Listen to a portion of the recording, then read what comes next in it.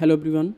So guys, आज हम लोग डिस्कस करने वाले हैं अबाउट टोकन्स एंड एम्बेडिंग, और उसी के साथ में हम लोग डिस्कस करेंगे अटेंशन मैकेनिज्म। सो बेसिकली ये जो तीन टॉपिक्स हैं, ये टॉपिक्स हमारे लिए सबसे ज़्यादा इंपॉर्टेंट होते हैं जब हम लोग जेन एआई और एलएलएम मॉडल्स पे काम करते हैं, राइट।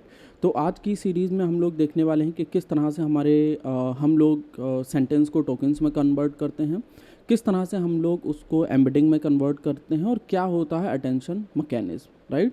सो स्क्रीन पे चलते हैं। ऑलरेडी मैंने यहाँ पे कुछ टेक्सचुअल डेटा लिखा हुआ है रिलेटेड टू दोज कि क्या होता है टोकन्स। अगर हम लोग सबसे पहला टॉपिक जो है हमारा टोकन्स, अगर हम लोग टोकन्स की बात करें, सो टोकन्स का मतलब है कि बड़े सेंटेंस को या डॉक्यूमेंट को छोटे छोटे चंक्स में डिवाइड करना। एक मैं छोटा सा एग्जांपल यहाँ पे देता हूँ। लेट्स सपोज मेरे पास में है यहाँ पे एक सेंटेंस, और सेंटेंस में मैंने यहाँ पे लिखा हुआ है आई एम गुड, राइट। मैंने यहाँ पे लिखा हुआ है आई एम गुड। अब अगर इसको मुझे टोकन्स में कन्वर्ट करना है तो टोकन्स हमारे कुछ इस तरह से हो सकते हैं कि सबसे पहला जो वर्ड है आई एक नए इंडेक्स पे आ गया, एम हमारा नए टोकन पे आ गया, और जो गुड है वो एक अलग टोकन पे आ चुका है, राइट। और ये हमारा है वर्ड टोकनाइज़र। हमारे पास सेंटेंस टोकनाइज़र होता है, हमारे पास में लाइक कैरेक्टर्स टोकनाइज़र भी होता है। तो बेसिकली टोकन्स यही होता है कि जो बहुत बड़ा हमारा सेंटेंस है उसको हम छोटे छोटे चंक्स में डिवाइड कर लें, और चंक्स में डिवाइड करने के बाद में एक अच्छी चीज़ हमारे लिए ये हो जाती है यहाँ पे कि फिर हमारा जो मॉडल है वो बहुत ही आसानी से इन्फॉर्मेशन को अंडरस्टैंड कर सकता है, राइट। ओके, अभी इसके बाद में नेक्स्ट हम लोग मूव करते हैं विद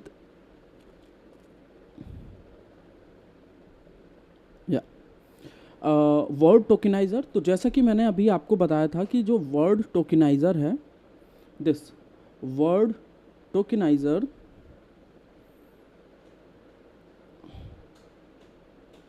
जस्ट अ मोमेंट, ये जो हमारा वर्ड टोकनाइज़र है, सो वर्ड टोकनाइज़र ही अभी मैंने एक्सप्लेन किया था। जैसे कि एक यहाँ पे सेंटेंस था एआई इज़ अमेजिंग, मैंने क्या किया, एआई को अलग इंडेक्स पे डाल दिया, इज़ अलग इंडेक्स पे है और अमेजिंग एक अलग इंडेक्स पे। बट इसमें भी एक प्रॉब्लम होती है। प्रॉब्लम क्या है कि अगर अमेजिंग की जगह पे अमेजिंगली लिखा हुआ है, राइट, तो हमारा एआई कंफ्यूज हो सकता है, और जो डॉक्यूमेंटेशन बनेगी, जो डिक्शनरी बनेगी, वो बहुत बड़ी बनेगी, राइट।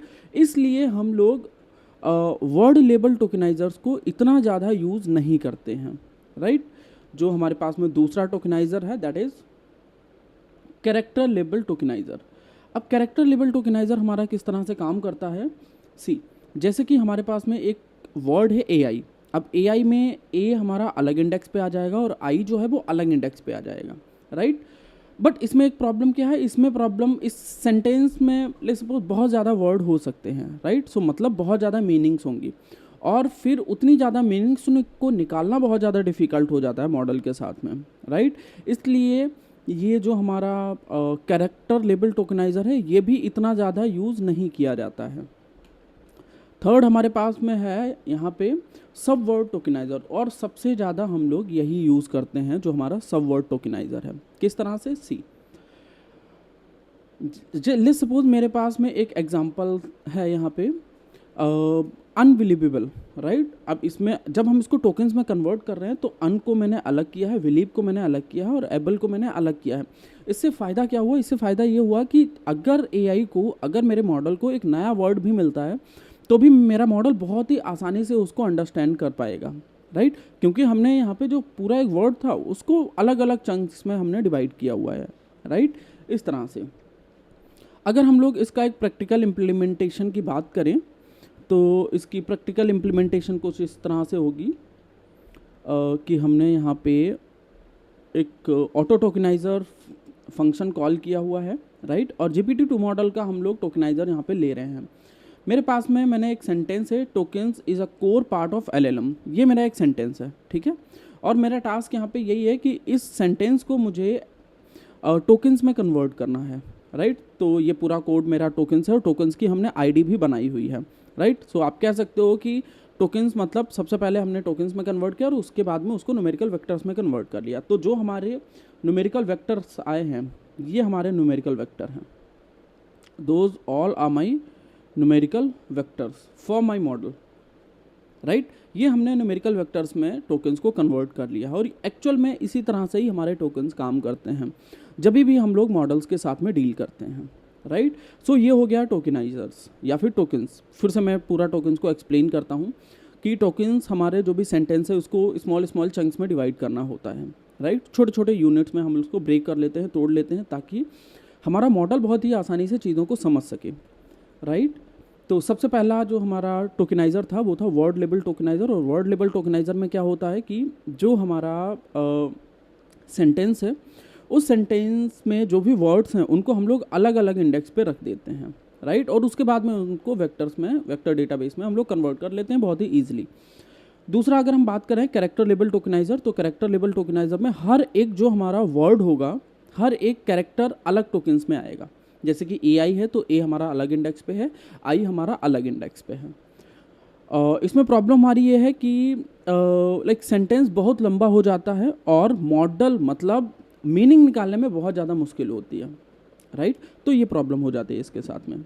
सब वर्ड टोकनाइज़र की अगर बात करें तो सब वर्ड टोकनाइज़र ही सबसे ज़्यादा हमारा यूज़ किया जाता है। अगर मैं बात करूँ GPT या वर्ड मॉडल, तो ये सब वर्ड टोकनाइजर्स के ही साथ में डील करते हैं, क्योंकि यहाँ पे हम लोग नए वर्ड्स को भी समझ सकते हैं। हमारा मॉडल जो है वो नए वर्ड्स को भी बहुत अच्छे से ईजिली अंडरस्टैंड कर सकता है। जैसे कि मैंने एक यहाँ पे वर्ड लिखा था अनअवेलेबल, सो अन अलग एक टोकन में आ गया है, बिलीव अलग और एबल अलग टोकन में आ गया है, राइट। और सेम मैंने यहाँ पे प्रैक्टिकल इम्प्लीमेंटेशन करके इसको आपको शोकेस किया हुआ है, परफेक्ट। इसके बाद में हम लोग एम्बेडिंग की बात करते हैं। तो एम्बेडिंग भी बहुत ज़्यादा इंपॉर्टेंट होती है हमारे LLM और GenAI मॉडल्स के लिए, क्योंकि एम्बेडिंग हमें बताती है कि जो वर्ड मिलते जुलते हैं उनको बहुत पास में रखते हैं हम लोग, राइट। ठीक है, मैं ऑलरेडी मैंने ये गूगल कोलैब फाइल बहुत ही लीन वर्ड्स में बनाई हुई है हिंदी में, तो आप लोग बहुत अच्छे से इसको समझ सकते हो। तो core concept behind symmetric space की अगर बात करें, सो इमेजिन कीजिए कि एक बड़ा खाली कमरा स्पेस है, हम हर वर्ड को उस कमरे में स्पेसिफिक जगह पे रख रहे हैं, राइट। तो जो वर्ड मिलते जुलते हैं, जो भी वर्ड आपस में मिलते जुलते हैं उनको हम लोग पास पास में रखेंगे, और जो वर्ड अलग अलग हैं उनको हम दूर दूर रखेंगे। यही हम लोग करेंगे, राइट। अब एक मैं एग्जांपल ले लेता हूँ कि किंग और क्वीन, जो हमारे किंग और क्वींस के जो कोऑर्डिनेट्स होंगे उन वो बहुत पास में होंगे, राइट, क्योंकि दोनों रॉयल्टी को रिप्रेजेंट कर रहे हैं। बट एप्पल और ऑरेंज जो हैं, जो हमारे एप्पल और हमारे ऑरेंज हैं, इस तरह से, जस्ट अ मोमेंट, मैं थोड़ा सा इसको स्क्रॉल डाउन कर लेता हूँ, राइट। सो जो हमारे एप्पल हैं और ऑरेंज हैं ये पास पास में होंगे, क्यों? क्योंकि ये फ्रूट्स को डिनोट करते हैं, राइट। लेकिन किंग और एप्पल ये बहुत दूर दूर होंगे, क्यों? क्योंकि किंग और एप्पल इसलिए दूर दूर होंगे क्योंकि आपस में बहुत ज़्यादा कोऑर्डिनेट नहीं कर रहे हैं, बहुत ज़्यादा कोरिलेट नहीं कर रहे हैं, आप कह सकते हो, राइट। तो यही होता है हमारा कोरिलेट करना। जो भी वर्ड आपस में बहुत ज़्यादा पास, मतलब जो भी वर्ड्स को मतलब कोऑर्डिनेट करते हैं आपस में बहुत ज़्यादा, तो उनको हम लोग पास पास में रखते हैं, और जो वर्ड आपस में बहुत ज़्यादा रिलेट नहीं करते हैं तो उनको हम लोग बहुत दूर दूर रखते हैं, राइट।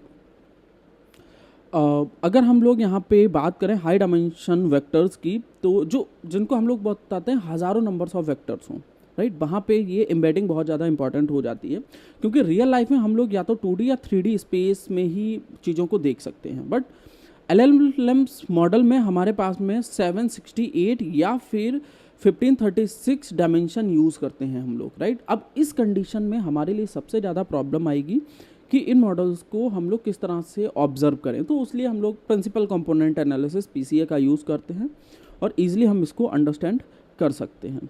अगर मैं यहाँ पे एक मॉडल की बात करूँ तो मैंने यहाँ पे एक वर्ड डाला हुआ है एप्पल, ठीक है। अब एप्पल के अगर हम लोग कोऑर्डिनेट्स की बात करें, सिर्फ और सिर्फ एक एप्पल के मैं कोऑर्डिनेट्स की बात करता हूँ, तो एप्पल के कोऑर्डिनेट्स हमारे पास में कुछ इतने आएंगे। ये रहे हमारे एप्पल के कोऑर्डिनेट्स 1, 3 एंड 768 हमारे पास में इसके वैल्यूज़ हैं। और अगर हम लोग फर्स्ट 5 नंबर्स की बात करें तो ये रहा हमारे फर्स्ट 5 एम्बेडिंग, राइट। तो हर एक वर्ड को हमने 768 डायमेंशंस में डाला हुआ है ताकि हम लोग ईजिली फाइंड आउट कर सकें कि कौन सा वर्ड किसके पास में है, राइट। एंड देन ओनली हम लोग ईजिली इंफॉर्मेशन को एक्सट्रैक्ट कर सकते हैं, राइट। अभी जब हम लोग अटेंशन मैकेनिज्म पे मूव करेंगे वहाँ पे आपको अच्छे से क्लियर होगा कि क्यों मैं ये बता रहा हूँ कि ये सबसे ज़्यादा इंपॉर्टेंट होता है एम्बेडिंग टेक्निक्स, ठीक है। अब यहाँ पे है वाई वी नीड दिस, क्यों इसकी ज़रूरत है। सो अगर हम लोग बात करें पुराने तरीक़ों की तो वन हॉट इनकोडिंग में हर एक वर्ड एक इंडिपेंडेंट होता है, राइट। एम्बेडिंग से एआई को पता चलता है कि ये टाइगर और कैट में क्या रिश्ता है, राइट। दोनों आपस में कोरिलेट, मतलब इनके कोऑर्डिनेट्स बहुत ही आपस में पास में होंगे, बहुत दूर नहीं होंगे, राइट। अगर एफिशिएंसी की बात करें तो हज़ारों वर्ड्स को 768 नंबर्स में कंप्रेस कर देता है ताकि मॉडल एक फास्ट बन जाता है, थोड़ा सा फास्ट मॉडल हमारा एग्जीक्यूट होता है और रन होता है। अगर हम लोग जर्नलाइजेशन की बात करें, सो अगर मॉडल ने डॉग के बारे में कुछ सीखा है तो वो ऑटोमेटिकली उसे पप्पी पर भी अप्लाई कर सकता है क्योंकि उनके वेक्टर्स पास में होंगे, राइट। तो अगर हमारा मॉडल जो है डॉग के बारे में कुछ सीख रहा है तो उसको ऑटोमेटिकली पपी के बारे में भी उसको सेम ऑटोमेटिकली उस पर अप्लाई कर सकता है क्योंकि दोनों पास में ही होंगे, राइट। अगर मैं एक यही जो हमारे पास वर्ड्स हैं इन वर्ड्स को एम्बेडिंग में कन्वर्ट करते हैं। पहला वर्ड है हमारे पास में king, queen, prince, apple, orange, banana, atom, molecule और फिजिक्स। तो अगर मैं यहाँ पे बात करूँ सो ये जो किंग है, क्वीन है और प्रिंस है, ये तीनों पास में होंगे, राइट। एप्पल, ऑरेंज और बनाना ये पास में होंगे। एटम, मॉलिक्यूल पास में होंगे और हो सकता है फिजिक्स भी थोड़ा सा दूर हो बट होगा इसी के पास में, राइट। ओके, तो मैंने पूरा कोड यहाँ पे लिखा हुआ है और अब मैंने रन किया। सो आप यहाँ पे देखो किंग, प्रिंस और क्वीन पास में है, राइट। एंड देन ऑरेंज, बनाना पास में है, मॉलिक्यूल और एटम जो है हमारा वो पास में है, ठीक है। और एप्पल भी उसी के ही पास में है, ठीक है। और फिजिक्स हमारा उससे दूर है। अगर आप यहाँ पे देखो तो फिजिक्स हमारा सबसे ज़्यादा दूर है, राइट। तो इस तरह से ये वर्ड एम्बेडिंग हमने यहाँ पे प्रिंसिपल कंपोनेंट एनालिसिस पे आपको शोकेस किया हुआ है कि किस तरह से ये वैल्यूज़ को, वेक्टर्स को पास में रखता है और किस तरह से इनको दूर में रखता है, ठीक है। अभी next topic is attention mechanism, but उससे पहले मैं आप लोगों को यहाँ पे एम्बेडिंग टेक्निक्स को थोड़ा सा और अच्छे से एक्सप्लेन कर देता हूँ। तो एम्बेडिंग टेक्निक्स का मतलब होता है जो वर्ड्स, और ये आईडीज़ पे काम करते हैं, मतलब नंबर्स पे। जब हमने एक टेक्सचुअल डेटा को न्यूमेरिकल वेक्टर में कन्वर्ट कर लिया, अब उस पे ये काम करेगा, आईडीज़ पे काम करेगा। सो जो भी वर्ड्स आपस में बहुत ज़्यादा रिलेट करते हैं उनको पास में रखता है और जो वर्ड इतना ज़्यादा रिलेट नहीं करते हैं उनको दूर में रखते हैं, ठीक है। एक मैंने एग्जांपल भी दिया था कि खाली कमरा है, उसमें आपको कुछ वर्ड्स को रखना है, राइट। तो किंग और क्वीन को आप पास में रखोगे, प्रिंस को भी उसी के पास में रखोगे, बट एप्पल, बनाना को आप दूर रखोगे, राइट, क्योंकि वो इतना ज़्यादा रिलेट नहीं कर रहे हैं उसके साथ में। देन हमने देखा था हाई डायमेंशन वेक्टर्स, मतलब एक जो वर्ड है उसको 768 डायमेंशन या फिर 1536 डायमेंशन में हम लोग कन्वर्ट करते हैं ताकि हम लोग उसकी इन्फॉर्मेशन बहुत अच्छे से एक्सट्रैक्ट कर सकें, राइट। सो ये था हमारा एम्बेडिंग टेक्निक्स। अभी इसके बाद में हम लोग मूव करेंगे विद आर अटेंशन मैकेनिज्म, ठीक है। अटेंशन मैकेनिज्म क्या होता है? सो एक सेंटेंस में हर वर्ड को दूसरे वर्ड पे कितना ध्यान देना है ये यहाँ पे दिखाता है, राइट। ये बहुत अच्छा, मतलब अटेंशन मैकेनिज्म एक्चुअल में हमसे लोग सबसे ज़्यादा यूज़ करते हैं कि हर एक सेंटेंस में जो हमारे पास में वर्ड्स हैं वो दूसरे वर्ड्स पे कितना ज़्यादा ध्यान देना चाहिए, राइट। क्योंकि इंग्लिश में बहुत सारे वर्ड्स ऐसे हैं जो सेम स्पेलिंग होती है बट उनके मीनिंग अलग अलग होते हैं हर एक सेंटेंस में। तो यहाँ पे भी सेम वही चीज़ अप्लाई होती है। चलिए मैं दिखाता हूँ। अगर मैं अटेंशन मैकेनिज्म की बात करूँ तो यहाँ पे 3 चीज़ें होती हैं, क्वेरी, देन की और वैल्यू। क्वायरी क्या होती है, आप लाइब्रेरी में जाकर, मैं एक छोटा सा एग्जांपल मैंने यहाँ पे लिखा हुआ है, जिस तरह से आप लाइब्रेरी में जाकर जो बुक ढूंढ रहे हैं वो हमारी क्वायरी हो जाती है बुक, राइट। की हमारी हो जाती है कि बुक्स पे स्पाइन पर लिखा हुआ टाइटल, जो बुक्स के ऊपर टाइटल लिखा हुआ है वो हमारा की हो जाता है, और उसकी वैल्यू क्या होती है, बुक के अंदर की इन्फॉर्मेशन जो हमें एक्चुअल में चाहिए, राइट। सो अटेंशन मैकेनिज्म क्वायरी की और वैल्यू के ऊपर डिपेंड करता है, ठीक है। अगर मैं इसका फॉर्मूला की बात करूं तो this is my formula, attention mechanism Q K V. So Q is my query, K is my key and V is my value, और ये हमारा सॉफ्टमैक्स फंक्शन हो गया है, राइट। अभी इसके बाद में नेक्स्ट हम लोग मूव करते हैं विद दिस एग्जाम्पल। तो यहाँ पे मैंने सेम वही फॉर्मूला लिखा हुआ है, ठीक है। और यहाँ पे अगर हम लोग अटेंशन मैकेनिज्म की बात करें तो फिर वेट यहाँ पे 1 आएगा, क्योंकि हमने एक ही वर्ड यहाँ पे दिया हुआ है। अब एक एग्जांपल से समझते हैं अटेंशन मैकेनिज्म एक्चुअल में होता क्या है। मेरे पास में एक सेंटेंस है, मान लीजिए कि I went to the bank to deposit money, मैं बैंक में जा रहा हूँ पैसे जमा करने, और I sat on the river bank to enjoy the view. अगर आप लोग ध्यान से देखो तो हमारे दो वर्ड्स यहाँ पे सेम ही हैं, हमारे जो दो वर्ड्स हैं, यहाँ पे हो गया है हमारा बैंक और यहाँ पे भी हो गया है हमारा बैंक, तो ये दोनों बैंक सेम वर्ड है। बट यहाँ पे बैंक का मतलब है जहाँ पे हम पैसे जमा करते हैं, और नीचे वाला बैंक का मतलब होता है नदी का किनारा, राइट। दोनों वर्ड्स अलग अलग हैं। अब इसको किस तरह से हम लोग डिकोड करते हैं, क्योंकि अब तो ये प्रॉब्लम आ गई है, तो ये हमारा क्वायरी की और वैल्यू की तरह काम करता है। सी, मैंने यहाँ पे क्या किया हुआ है, I went to the bank to deposit money. यहाँ पे क्या हुआ, यहाँ पे बैंक का सबसे ज़्यादा कोरिलेशन डिपॉजिट पे हो रहा है, सबसे ज़्यादा कोरिलेशन हमारा डिपॉजिट पे हो रहा है। तो सबसे ज़्यादा अगर कोरिलेशन हमारा डिपॉजिट पे हो रहा है यहाँ पे, तो मनी के साथ में सबसे ज़्यादा कोरिलेट हो रहा है बैंक का, ठीक है। तो यहाँ पे अटेंशन वेट डिपॉजिट और मनी को सबसे ज़्यादा होने वाला है। यहाँ पे जो हमारा अटेंशन मैकेनिज्म है, मतलब जो हम लोग वेट देने वाले हैं, वो कहीं ना कहीं डिपॉजिट और मनी को सबसे ज़्यादा जाएगा, राइट। तो मॉडल समझ जाएगा कि ये फाइनेंशियल बैंक के बारे में हम लोग यहाँ पे डिस्कशन कर रहे हैं। बट अगर हम लोग दूसरे सेंटेंस की बात करें यहाँ पे, सो दूसरा सेंटेंस है कि I sat on the river bank to enjoy the view, ठीक है। यहाँ पे समझो, सो यहाँ पे बैंक का कोरिलेशन रिवर के साथ में सबसे ज़्यादा होगा, और रिवर पे सबसे ज़्यादा अटेंशन वेट सबसे हाई होगा। सबसे हाई वेट कहाँ पे होगा, यहाँ पे रिवर पे, ठीक है। तो रिवर पे अगर सबसे ज़्यादा हमारा वेट सबसे ज़्यादा है, तो ये समझ जाएगा, मॉडल हमारा समझ जाएगा कि बैंक यहाँ पे किनारा, एक रिवर के किनारे की बात हो रही है, क्योंकि रिवर भी है यहाँ पे, राइट। तो अटेंशन मैकेनिज्म को आप इस तरह से समझ सकते हो कि ये आसपास के वर्ड्स को भी देखता है और उसके अकॉर्डिंगली वेट्स को असाइन करता है, उसके अकॉर्डिंगली ये वेट्स को देता है, राइट।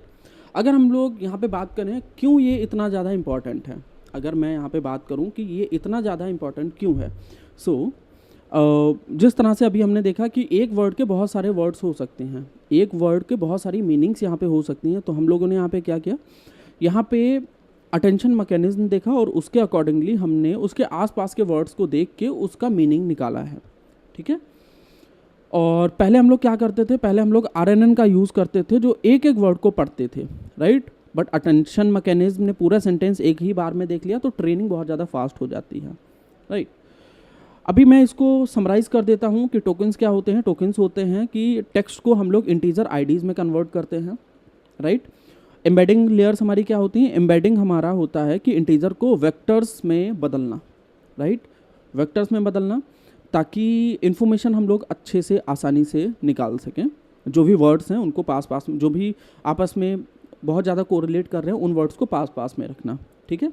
और तीसरा है हमारा अटेंशन मैकेनिज्म। तो अटेंशन मैकेनिज्म हमें ये बताता है कि अगर सेम वर्ड दो बार हमारे पास में आ गए हैं तो उनके आसपास के वर्ड को देख के हम लोग उसका मीनिंग निकालते हैं, राइट।